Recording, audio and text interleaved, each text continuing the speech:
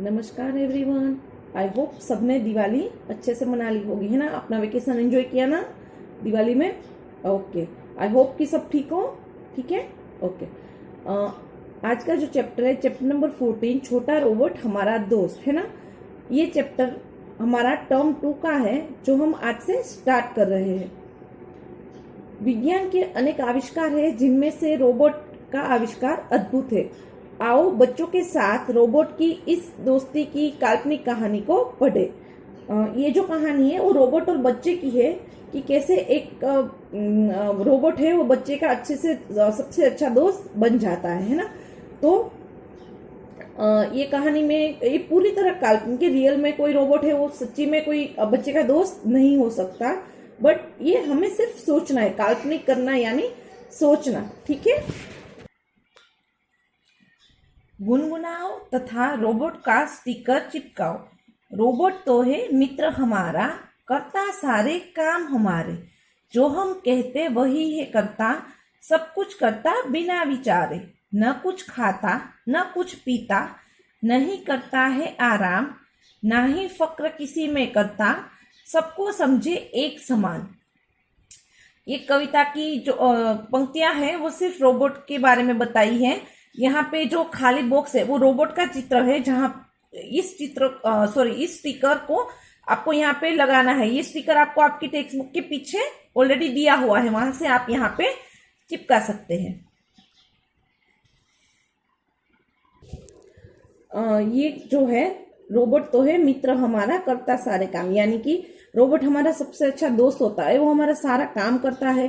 वो हम जो हम कहते हैं वही वो काम करता है ना। उसको मतलब हमें बताना पड़ता है, उसको उसका फंक्शंस में हमें ये सब बताना पड़ता है तो वो हमारे काम कर देता है। वो कभी कुछ खाता नहीं, कभी कुछ पीता नहीं, ना ही वो आराम करता है, ना ही उसको किसी चीज की फिक्र है। बट वो जो भी समझता है सबको एक समान समझता है। मतलब वो एक मशीन है और हमारे सारे काम उसमें जो फंक्शन है उसके हिसाब से करता है। और जैसे मैंने आपको बताया, यहाँ पे जो खाली जगह है वहां पे एक स्टिकर चिपकाना है जो आपकी सुनहरी धूप के पीछे दिया हुआ है। आप वहां से लेकर यहाँ पे पेस्ट कर सकते हैं। आगे का चैप्टर देखें। मयंक और नेहा बगीचे में खेल रहे थे, तभी नेहा की नजर दूर पेड़ के नीचे गई। नेहा ने मयंक से कहा, देखो वहां पेड़ के नीचे कौन सो रहा है, चलो चलकर देखते हैं। मयंक के कहने पर दोनों पेड़ के नीचे गए। अरे यह तो एक बच्चा है, पर कोई मामूली बच्चा नहीं है, यह तो रोबोट है। कहते हुए मयंक ने उसे गोदी में उठा लिया। चलो इसे माँ के पास लेकर चलते हैं, नेहा उत्साहित होकर बोली। नेहा और मयंक नाम के दो बच्चे हैं, दोनों भाई बहन हैं। वो गार्डन में खेल रहे होते हैं। तो नेहा की नजर है वो दूर पेड़ के नीचे पड़ती है। तो नेहा मयंक से कहती है कि देखो वहां पे क्या है ना, जरूर नीचे कुछ है। तो दोनों सोचते हैं कि चलो चलकर देखते हैं। वैसे भी एक बच्चे में जिज्ञासा वृत्ति होती है ना, मतलब कुछ भी नया हो या कुछ थोड़ा सा अजीब दिखे तुरंत हम जाकर चेक करते हैं कि भाई क्या है ना। तो वैसे ही नेहा और मयंक है वो दोनों पेड़ के पास जाते हैं। अरे यह तो एक बच्चा है, पर यह कोई मामूली बच्चा नहीं, यह तो रोबोट है। दोनों पेड़ के पास जाते हैं, वहां पे जाके देखते हैं तो एक बच्चा है वो सो रहा होता है ना। तो दोनों आपस में बात करते हैं, अरे ये क्या, ये तो बच्चा है बट वो कोई सामान्य बच्चा नहीं है, यानी कोई इंसान का बच्चा नहीं है, ये तो एक छोटा सा रोबोट है, यानी ये रोबोट का बच्चा है। कहते हुए मयंक ने उसे गोदी में उठा लिया। वो बोल रहा था कि ये बच्चा है, तो मयंक ने रोबोट को अपनी गोदी में उठा लिया। चलो इसे माँ के पास लेकर चलते हैं, नेहा उत्साहित होकर बोलती है।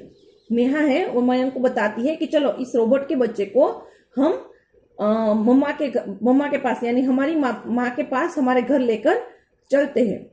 वे उसे लेकर घर आए। माँ उस छोटे रोबोट को देखकर बहुत खुश हुई। और नेहा और मयंक है उस छोटे रोबोट को अपने घर ले आते हैं और माँ भी उस छोटे रोबोट को देखकर बड़ी खुश होती है। उन्होंने उसे पलंग पर बैठाया। माँ ने बच्चों से उसे कुछ खिलाने को कहा। नेहा ने उसे एक गिलास मीठा दूध पीने को दिया, पर छोटे रोबोट ने दूध नहीं पिया। तब मयंक ने उसे आलू का पराठा और सैंडविच खाने को दिया। उसने वह भी नहीं खाया। वह रोने लगा और रोते रोते पलंग से नीचे उतर गया। वह उस ओर गया जहां कमरे में एक कोने में सिलाई मशीन रखी थी। नेहा और मयंक उस छोटे रोबोट को जब घर वापस लेकर आए तो क्या होता है कि माँ भी उस रोबोट को देखकर बड़ी खुश होती है ना। तो माँ बोलती माँ ने उसको रोबोट को पलंग पर बिठाया। नेहा ने एक पूरा ग्लास दूध का मीठा दूध रोबोट के लिए बनाया और उसको पीने को दिया, बट रोबोट ने तो दूध नहीं पिया। फिर उसके बाद मयंक को लगा कि ये दूध नहीं पिएगा तो कुछ खिला दे, है ना। तो उन्होंने सैंडविच और आलू का पराठा वो रोबोट को खाने के लिए दिया, बट रोबोट ने तो वो भी नहीं खाया क्योंकि वो इंसान नहीं है। हम इंसानों का खाना पीना दूध है, पराठा वो हम खा सकते हैं ना, बट रोबोट है तो उसका खाना भी कुछ और ही होता है जो हमें नहीं पता। इसलिए रोबोट ने ना ही पराठा खाया, ना ही सैंडविच खाई और ना ही तो मीठा दूध पिया।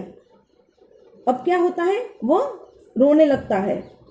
वो जहाँ पे पलंग पर बैठा था वहां पे बैठे बैठे वो रोने लगता है और रोते रोते उठकर किसी और कमरे की ओर चला जाता है। वहां पे सिलाई मशीन रखी है, जिसको संचा बोलते हैं गुजराती में। कपड़े सिलने वाला संचा है ना, मशीन होती है कपड़े सिलने वाली।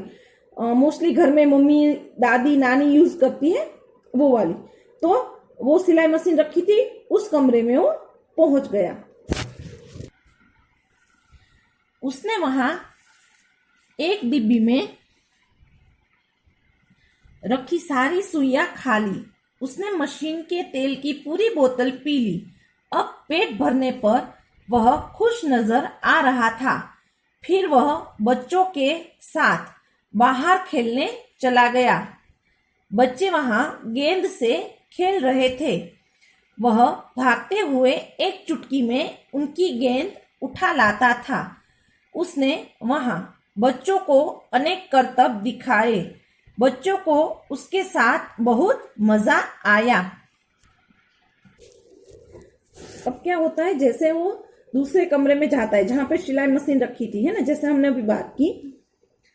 उसने वहां एक डिब्बी देखी जिसमें बहुत सारी सुइयां थी, यानी सिलाई मशीन की जो सुई होती है सिलने वाली।